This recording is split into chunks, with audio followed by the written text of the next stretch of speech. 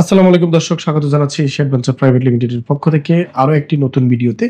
যারা আমাদেরকে দেখছেন আপনারা জানেন যে ইন্ডিয়ার সকল ক্যাটাগরি ভিসা সার্ভিসটি আমরা প্রদান করে থাকি এবং 10 আগস্টের পরবর্তী সময় যে আপডেটটি এসেছে 824 টাকা থেকে 1500 টাকায় বর্ধিতকরণ করার পর এই মুহূর্তে ইন্ডিয়ান এম্বাসির কি অবস্থা সেই বিষয়গুলো নিয়ে আমরা আপনাদের সাথে তুলে ধরার চেষ্টা করব।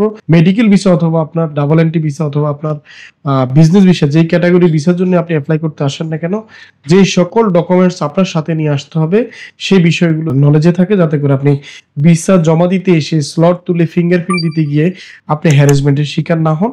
এই বিষয়টির জন্য আজকের এই ভিডিওটি। প্রথমত বলছি যে যারা মেডিকেল ভিসা জমা দিতে আসবেন, বিশেষ করে যেই রোগেরই রোগী হন না কেন, আপনার অবশ্যই মেডিকেল যে ডকুমেন্টস গুলো রয়েছে, অরিজিনাল মেডিকেল ডকুমেন্টস গুলো অবশ্যই সাথে আনতে হবে। কারণ হচ্ছে দীর্ঘদিন যাবত তারা কিন্তু ফটোকপি দিয়ে কিন্তু ফাইল জমা নিয়েছেন।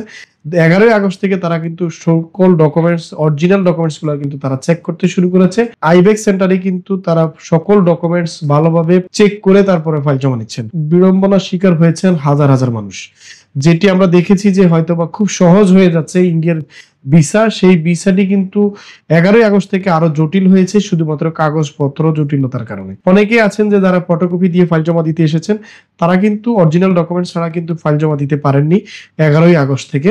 তাই এখন থেকে যারা মেডিকেল ভিসা ফাইল জমা দিতে আসবেন, অবশ্যই আপনার সাথে আপনার মেডিকেল ডকুমেন্টস এবং আপনার ব্যাংক স্টেটমেন্ট, আপনি কি করেন, প্রুফ এন্ড ডকুমেন্ট গুলো কিন্তু আপনার যাতে অবশ্যই অরিজিনাল সাথে থাকে, যেটি অরিজিনাল আনতে হবে।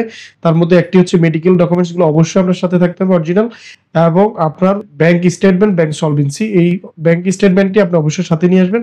পাশাপাশি হচ্ছে এটির যে মেসেজ, এই মেসেজটা যাতে আপনার মোবাইলে থাকে, বা লেনদেনের যে মেসেজগুলো, এগুলো যদি ঠিকঠাক থাকে, ফাইল জমা দিতে কিন্তু আপনার জটিলতা কম হবে।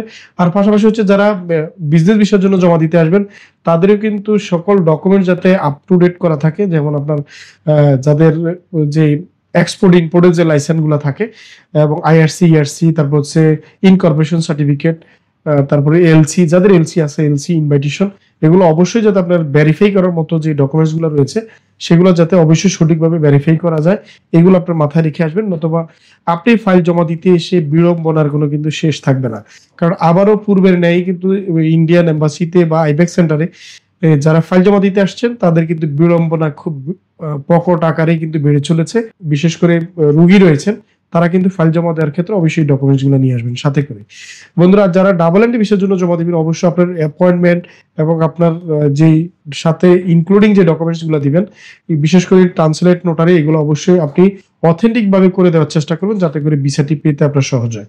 ভিডিওটি যদি অবশ্যই ভালো লেগে থাকে, বা যারা ফাইল জমা দিতে আসবেন বলে মনে করছেন, অবশ্যই আমাদের এই ভিডিওটি দেখা মাত্র একটু শেয়ার করে দিন, যাতে করে যারা নতুন করে ফাইল জমা দিতে পারেন আসবেন, তাদের জন্য উপকারে লাগে এই ভিডিওটি। আর এট দ্য সেম টাইম যদি আমাদের সহযোগিতা নিতে চান বা আমাদের সেবা নিতে চান, আমাদের স্ক্রিনে দেখানো নাম্বার অথবা অ্যাড্রেসে এসে কথা বলে আমাদের মাধ্যমে আপনি চাইলে ইন্ডিয়া যে কোনো ক্যাটাগরির ভিসা প্রসেসিং, ট্যুরিস্ট ভিসা ব্যতীত যে কোনো ক্যাটাগরির ভিসা প্রসেসিং, অ্যাপয়েন্টমেন্ট এবং আয়ুষ অ্যাপয়েন্টমেন্ট, যে কোনো সার্ভিস আপনি আমাদের কাছ থেকে নিতে পারবেন। আল্লাহ হাফেজ, আসসালামু আলাইকুম।